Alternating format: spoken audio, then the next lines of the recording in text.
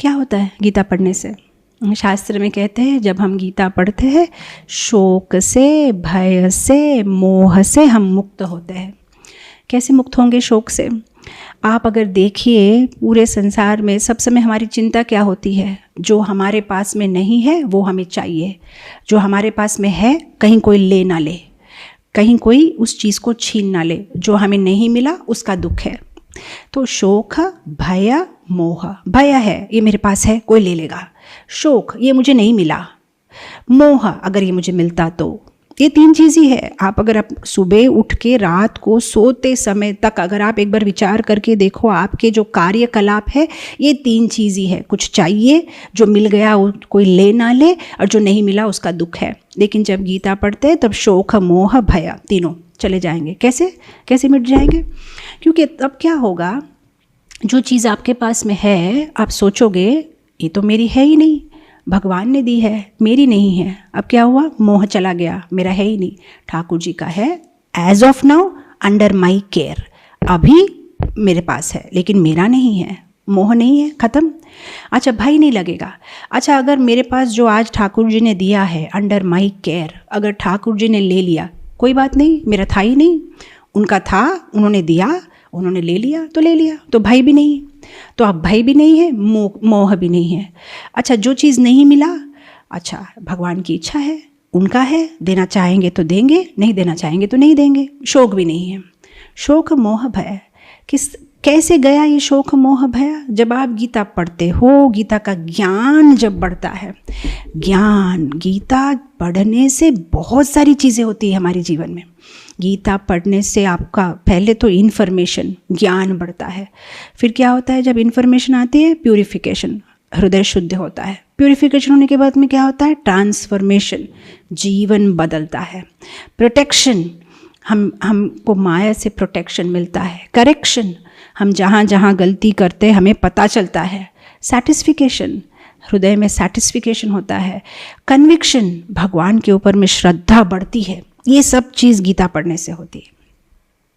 Information, बिना information अगर भगवान भगवत गीता में 700 श्लोक बोले हैं। 700 श्लोक में से अगर आप देखो सारांश वाला श्लोक है 9वें अध्याय का 34वां श्लोक, मन्मना भव मद्भक्तो मद्याजी माम नमस्कुरु ममे वैश्य युक्त वैवम आत्मा नाम मत परायणा।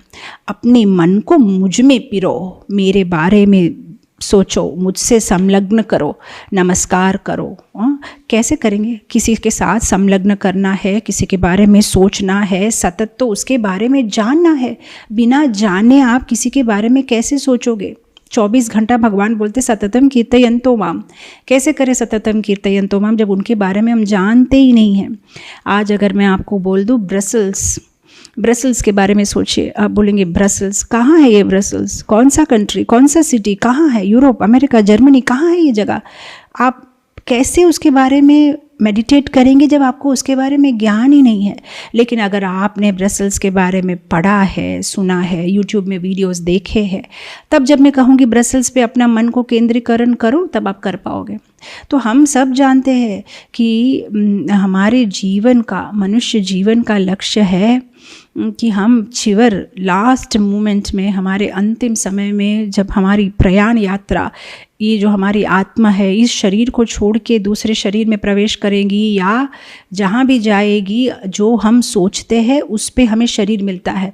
उसका मतलब हमारी जो सोच है उस पे हमें काम करना है। तो इस सोच में हमें भगवान को मिलाना है। लेकिन भगवान के बारे में अगर जानेंगे ही नहीं तो हमारे विचारों में भगवान आएंगे कहाँ से? तो इसीलिए जब हम गीता पढ़ते हैं, हमारी इन्फॉर्मेशन भगवान के बारे में बढ़ती है, तब भगवान को हमारे विचार में हम लेके आ सकते हैं। इन्फॉर्मेशन नहीं होगा तो हमें समझ में भी नहीं आएगा ये संसार में हो क्या रहा है। मैं आपको एक बात बताती हूँ। एक आदमी था, उसे एक फ्रिज खरीदना था, तो एक दुकान में गया, बोला कि भाई साहब ये फ्रिज कितने का है?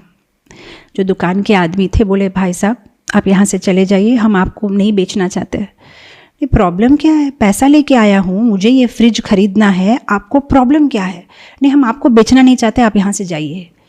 ये लगा ऐसा क्यों मेरे साथ में व्यवहार कर रहे हैं। ठीक है, उसने क्या किया, वेशभूषा बदल के आया, लड़की बन के आया। बोला मुझे ना ये फ्रिज चाहिए। फिर से दुकान वाले ने बोला आप फिर से आ गए, अभी अभी बोला ना आपको दुकान हम नहीं बेचना चाहते, निकलो यहाँ से। अरे मैं लड़की बन के आया, फिर भी ये लोग मुझे कैसे पहचान लिए। फिर बुर्खा पहन के आ गया, मुसलमान बन के जो है बुर्खा पहन के आया। फिर से पूछा मुझे ये फ्रिज चाहिए।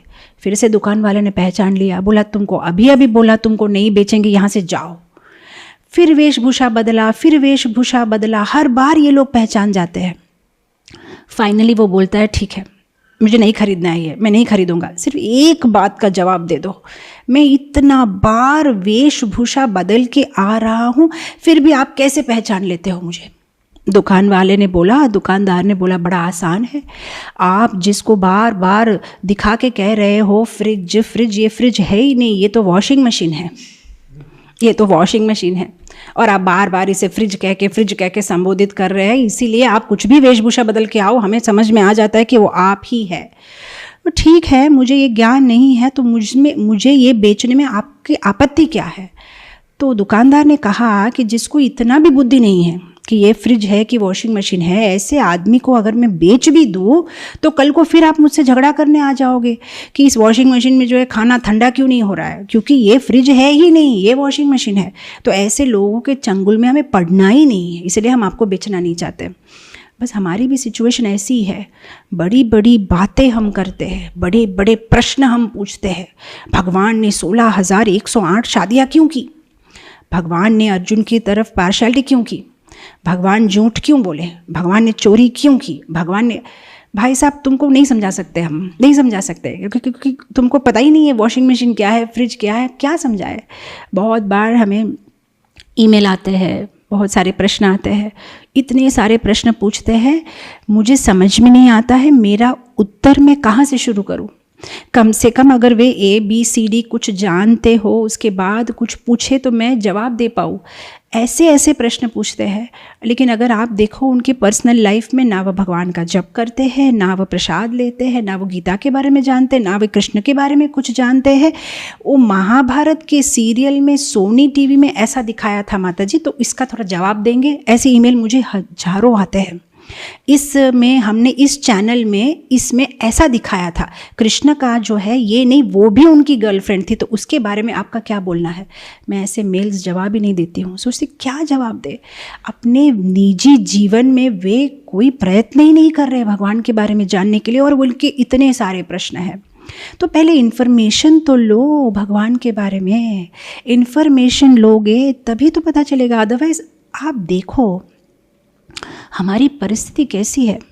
जिस तरह से किसी आदमी को अगर अंधेरे कमरे में लाइट सब ऑफ है, रात का समय है, अमावस्या की रात है, उस आदमी को बांध दिया है काली पट्टी से, अंधेरे रूम में वो खड़ा है और उसको हर जगह से मारा जा रहा है कोड़े से। अब उसकी परिस्थिति कैसी है, उसे पता नहीं है कि मैं कहाँ हूँ, किधर हूँ, मुझे क्यों मार रहे हैं, और क्योंकि पट्टी बांधी हुई है ये भी पता नहीं है कि कहाँ से मार लग रही है। हमारी सिचुएशन भी ऐसी है जब हमें गीता का ज्ञान नहीं है। ऐसा नहीं है कि जब आपको गीता का ज्ञान हो जाएगा तो जीवन में परेशानी कम हो जाएगी। इतना ही डिफरेंस हो जाएगा कि कम से कम आपको पता चलेगा कि परेशानी क्यों हो रही है। एज ऑफ नाउ आपको बिल्कुल पता नहीं है मैं क्यों दुखी हो रहा हूँ। कोई बहुत सुंदर है, कोई बहुत कुरूप है, कोई बहुत अमीर है, कोई गरीब है, किसी के जीवन में सुख ही सुख है, किसी के जीवन में दुख है, कोई बड़े खानदान में जन्म लिया है, कोई गरीब खानदान में जन्म लिया है। इतना सब डिफरेंस क्यों है? अगर भगवान कृष्ण सबके परम पिता है तो समान भाव से क्यों नहीं सबके साथ व्यवहार कर रहे? कितने सारे प्रश्न आएंगे, मैं दुख क्यों भोगत रहा हूँ, मुझे इस भौतिक जगत में इतना कष्ट क्यों मिल रहा है? ये सारे जवाब हम नहीं जानते। तो हमें मार मिल रही है, लेकिन मार क्यों मिल रही है पता नहीं चलता है।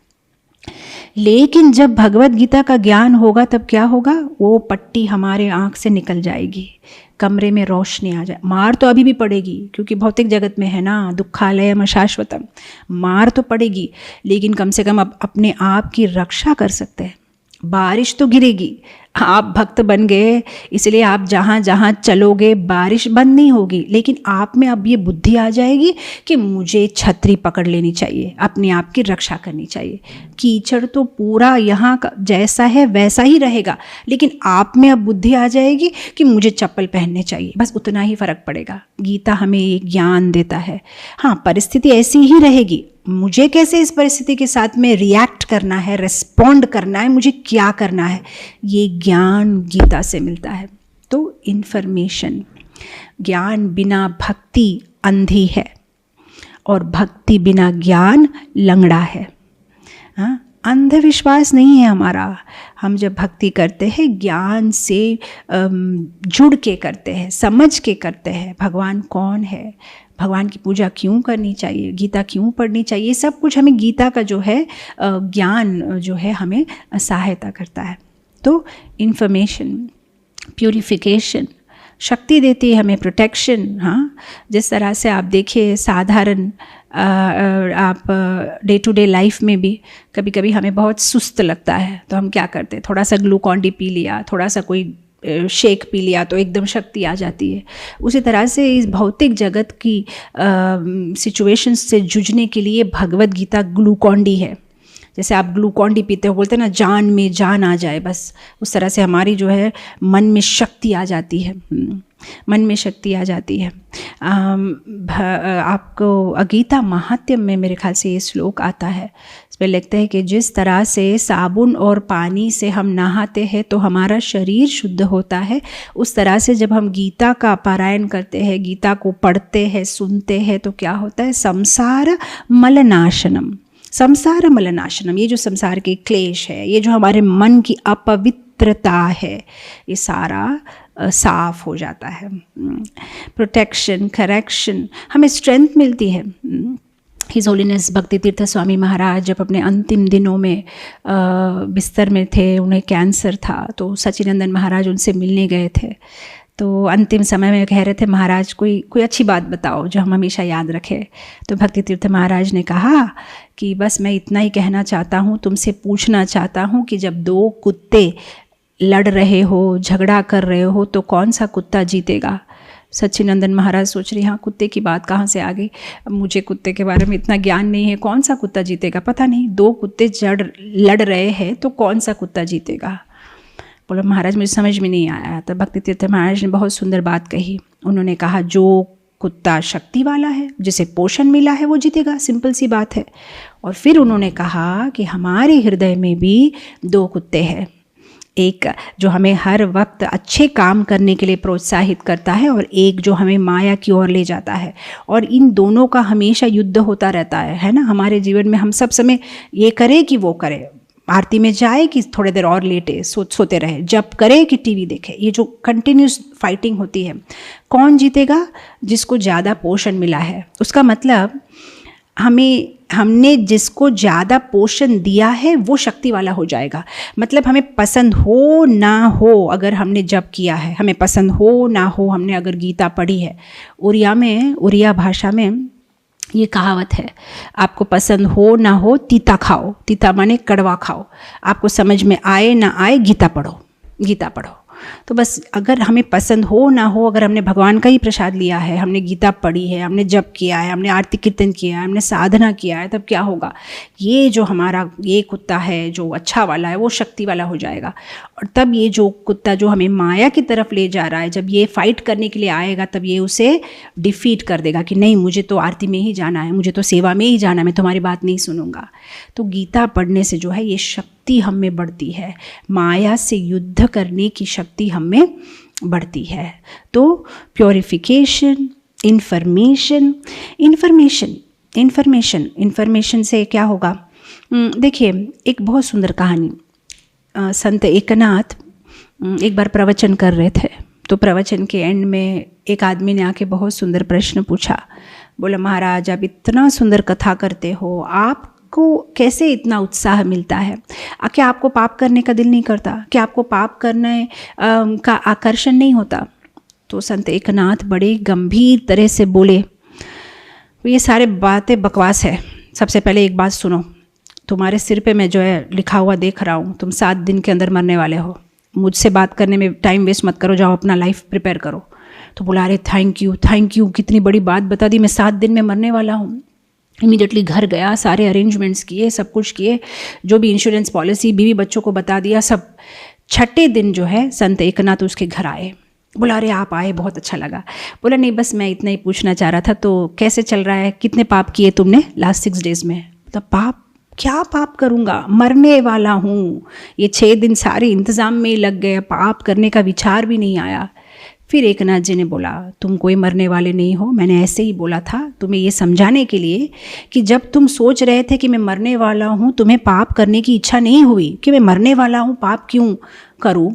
उसी तरह से जो भक्त हर वक्त सोचता है कि मैं कभी भी मर सकता हूँ, कभी भी मर सकता हूँ, मैं इस दुनिया में परमानेंट नहीं हूँ, उसे पाप करने की इच्छा होगी नहीं। पाप करने की इच्छा क्यों हो रही है? क्योंकि आप सोचते हो आप इस जगह में परमानेंट हो। लेकिन जो हर वक्त उस कॉन्शियसनेस में है कि मैं इधर टेम्पररी हूँ, तो उसको पाप करने की इच्छा ही नहीं होगी। तो ये गीता हमें मदद करती है। Purification, information, transformation, protection. इस कलयुग में सब सफ़र कर रहे हैं, कोई खुश नहीं है, क्योंकि ये दुखालयम अशाश्वतम है। अगर कोयले की खान में आप चले जाते हो, इवन दो आपने परफेक्टली प्योर वाइट साड़ी पहनी है, प्योर वाइट ग्लोव्स है, प्योर वाइट सॉक्स है, आपका सब कुछ प्योर वाइट ही है, लेकिन कोयले के खाने में चलोगे, कोयले की खानी के अंदर में अगर आप चलोगे तो पक्का काला डस्ट जो आपके ऊपर में आएगा ही आएगा, आप कितना भी अपने आप को प्रोटेक्ट करो।